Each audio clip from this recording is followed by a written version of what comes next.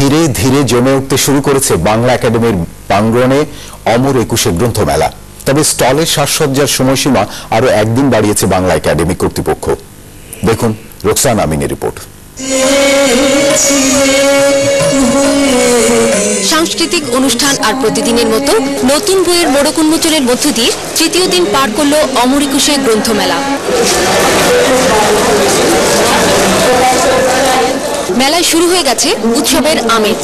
সাপ্তাহিক ছুটির দিনের আগের বিকেল থেকেই মেলা প্রাঙ্গণে আসতে থাকেন বইপ্রেমীরা।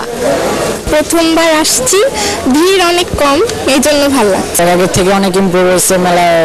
আমি মূলত সাহিত্য, প্রবন্ধ এরকম বইগুলো বেশি দেখি, সঙ্গে বিজ্ঞান এবং শিল্পকলা এই সব। খেলা প্ল্যান করে আসি, কিন্তু আমরা স্টুডেন্ট একটু বেশি মনে হচ্ছে।